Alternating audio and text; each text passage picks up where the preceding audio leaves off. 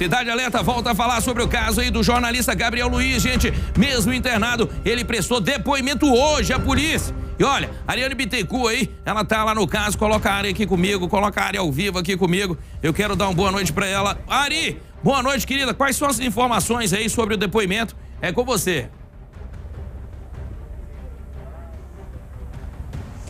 Oi, Fred. Boa noite a você e a todos que nos acompanham aqui no Cidade Alerta EDF. Estamos agora na 3ª Delegacia de Polícia. Vai começar a coletiva de imprensa, porque hoje à tarde o Gabriel Luiz foi ouvido lá no Hospital Particular do Lago Sul. Vamos ouvir o que eles têm a dizer pra gente.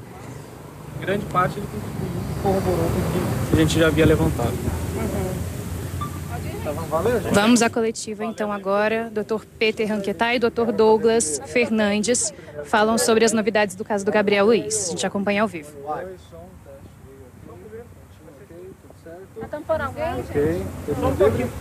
Posso trocar só o nome deles, pessoal? Antes, assim, você para e depois fala, a gente vai começando a fazer, mudando?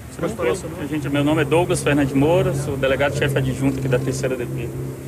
E o senhor? Delegado Peter Fischer Ranquetá, delegado aqui na 3ª DP. Vamos lá, então? Vocês acabaram de chegar do hospital, conseguiram ouvir o Gabriel? Como é que foi essa? Sim, a gente vai fazer todo um...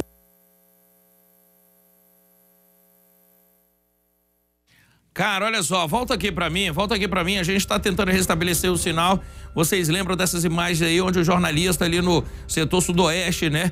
Ele, cara, levou 10 facadas numa noite em que primeiro tinham dito pra gente que era um assalto, que teria sido aí uma tentativa de latrocínio. A polícia está investigando esse caso ainda. A polícia conseguiu colocar a mão no menor de 17 anos de idade e no maior de 19 anos de idade. Os dois autores aí estão presos. Na verdade, o de 19 anos preso, o de 17 apreendido. Os dois já foram ouvidos.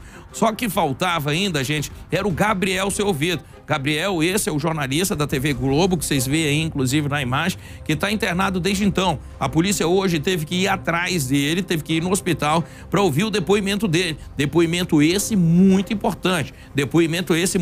Porque tudo que a gente tem até hoje é informações aí dos dois vagabundos. Um de 19 e outro de 17 anos de idade, que falou não. A gente estava ali, estava na casa de um amigo, inclusive são moradores ali do setor sudoeste, estava na casa de um amigo, a gente estava usando droga, a gente estava usando aí, inclusive, bebida alcoólica, e a gente desceu. Nessa da gente descer, a gente pegou uma vítima aleatória, eles não sabiam que o Gabriel era jornalista, não sabiam que o Gabriel trabalhava na televisão, e nessa de tentar assaltar o Gabriel, acabou desferindo aí 10 facadas, que eu digo pra vocês, por muita sorte tá vivo. 10 facadas aí, por muita sorte, tá vivo. A polícia chegou a falar num primeiro momento pra gente que teria, inclusive, levado a carteira do Gabriel e caído um pouco próximo ali dessa treta, né? Desse local. Pera um pouquinho. Vem pra cá. Coloca o doutor Douglas, vai lá. Está pendente a perícia do celular do jovem de 19 anos, que ainda não foi concluída, mas as investigações, até o momento, estão concluídas e encaminhadas à justiça. Caso essa quebra de sigilo que será feita no aparelho celular do jovem traga algum novo elemento, ou seja, para corroborar, ou uma outra tese, será objeto de investigação também, de uma nova investigação dentro da Polícia Civil. Esse depoimento dele de hoje corrobora para esse inquérito? Acrescenta alguma coisa, muda, vai ser editado? O doutor Ranquetá vai... Só vou chegar um pouquinho para frente. Perfeito. Sobre a oitiva realizada na data de hoje, para nossa surpresa, o Gabriel encontrava-se muito bem, né? Desde já a gente deseja a pronta recuperação dele quanto antes e graças, assim, ele estava muito bem mesmo, né? Então essa é uma notícia muito positiva que a gente traz. A oitiva do Gabriel durou aproximadamente 1 hora, né? Onde ele, enfim, fizemos todo um bate-papo, tanto sobre a dinâmica do fato, da percepção dele. Nós também repassamos todo o nosso trabalho de investigação, enfim, e o depoimento dele corroborou, então, todo o trabalho de investigação feito pela polícia, né?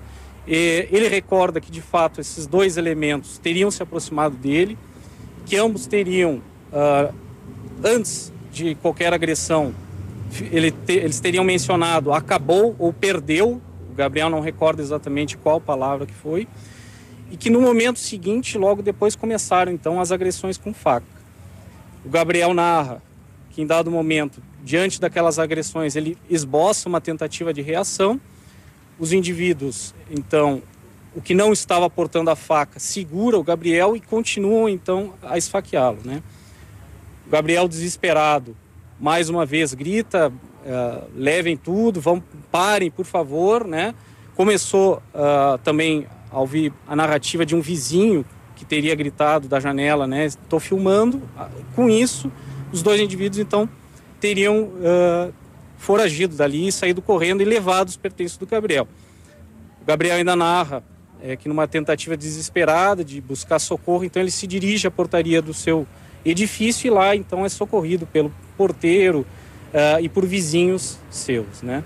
Então, a narrativa vai no caminho, corrobora também a versão do latrocínio, né? Questionamos, sim, o Gabriel acerca da questão das suas investigações jornalísticas. Ele narrou que outrora sofreu ameaças, mas que recentemente não recebera nenhuma ameaça concreta contra a sua vida, né? Então, como o Dr. Douglas falou, o inquérito está relatado, ele foi concluído, os elementos de prova todos levantados indicam, então, o latrocínio tentado. Por certo, estamos ainda na guarda da perícia do aparelho celular, que, se trouxer um elemento novo, será devidamente apurado. Doutor, no dia do crime, algumas testemunhas, vizinhos, até comentaram que ele chegou a pedir socorro dizendo que os criminosos poderiam matá-lo. Hoje, o Gabriel Luiz disse algo sobre isso, se os criminosos chegaram a dizer de fato que iriam matar a vítima, o Gabriel? O Gabriel narrou que, em face da quantidade de facadas recebidas, o sentimento que ele tinha era de que esses indivíduos tinham o intuito de matá-lo, né? Não obstante, há que se ponderar também que os fatos trazem à tona que houve a subtração, né? Então, e a conjugação, então, desse homicídio com a subtração é o latrocínio tentado. Doutora, Uma das testemunhas que foi ouvida, um dos amigos que estava com esse jovem de 19 anos, foi trazido à delegacia, conseguimos identificá-lo, e durante o depoimento ele disse que se encontrou com o jovem no dia seguinte, aqui até nas proximidades da delegacia, em que ele confessou. Ele falou, realmente eu quis cometer um crime, mas no momento ali que eu comecei a desferir as facadas, eu quis finalizar. Então, essa é a narrativa dele para poder ter ocorrido esse tanto de facada. Ele fala que, efetivamente, após a subtração, enquanto ele desferia as facadas, o outro indivíduo, o menor, o adolescente de 19 anos, subtraiu os bens e ele, naquele ânimo, naquele nervosismo da situação, por conta do uso de drogas também, o uso de álcool, ele disse que queria finalizar. Foi a expressão que o amigo... Exatamente. Doutor... Foi a expressão que o amigo dele falou que ele usou. A gente está ao vivo para o Cidade Alerta DF. Ele lembra de tudo o que aconteceu, lembra de ter sido seguido por algum tempo. A partir de que momento ele percebeu a presença de 2 pessoas atrás dele? Ele relata isso? Sim. Ele recorda que, enfim, ele estava em momento pretérito com amigos no Potiguar. Lá ele narra que não percebeu nada de estranho, como se alguém estivesse perseguindo ele ou observando ele nesse estabelecimento comercial. E que quando ele se dirigia à sua residência, que é ali próximo, ele então passa a ser seguido por esses 2 suspeitos, né? Ele tenta ainda apressar o passo, mas logo em seguida ele é abordado pelos indivíduos e ocorre a narrativa que eu já citei aqui. Estado de saúde dele nesse momento, doutor, o que vocês têm de novidade agora dessa tarde? Assim, essas questões médicas eu não posso entrar em detalhe. A minha percepção pessoal é de que ele se encontrava muito bem diante da situação grave pela qual ele passou, né? A conclusão do inquérito ocorreu quando e a remessa ao Ministério Público? Foi na sexta-feira. Ele foi relatado, né, em função da conversão do flagrante em preventiva. A Polícia Civil ela tinha um prazo para o relatamento do inquérito.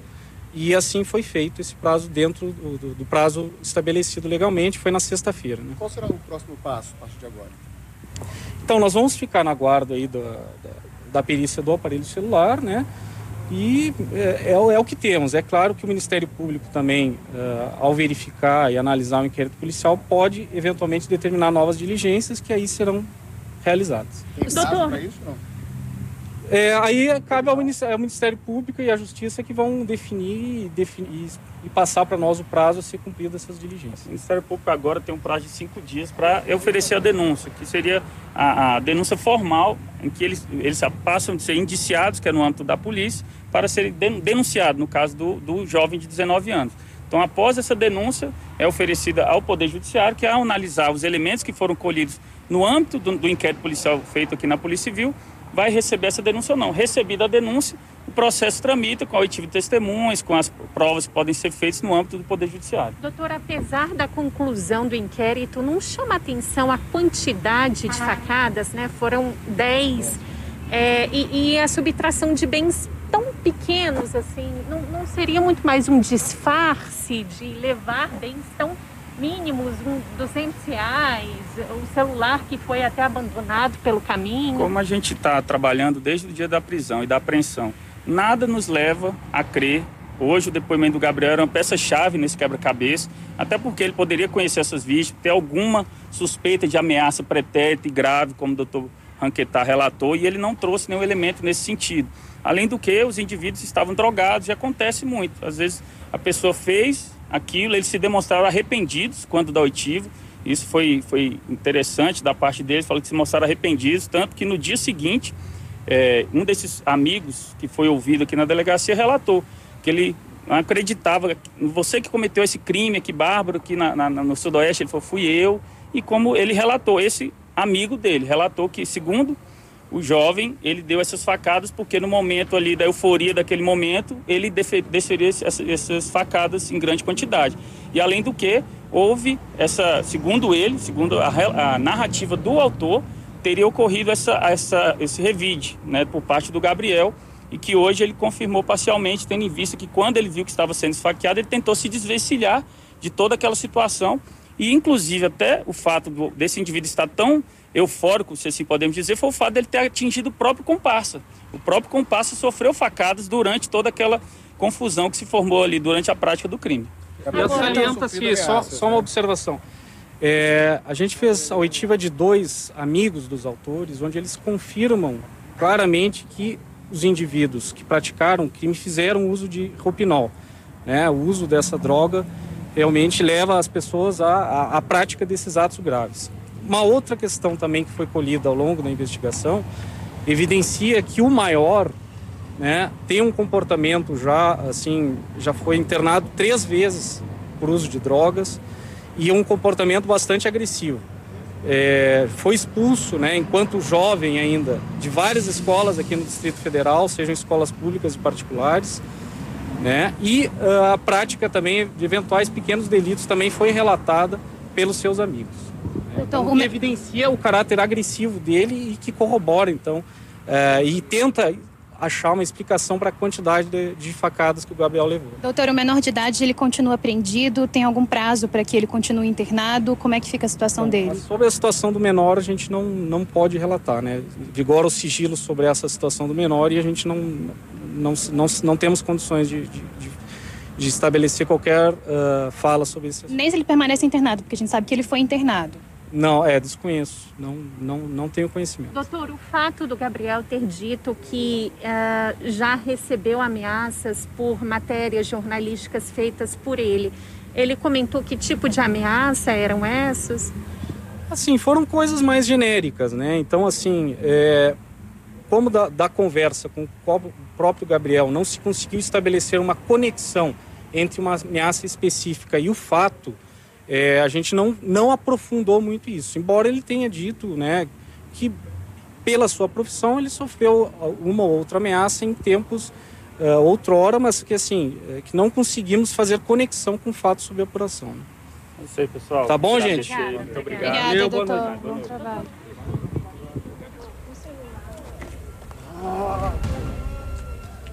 Então, a polícia teve hoje no hospital onde Gabriel está internado.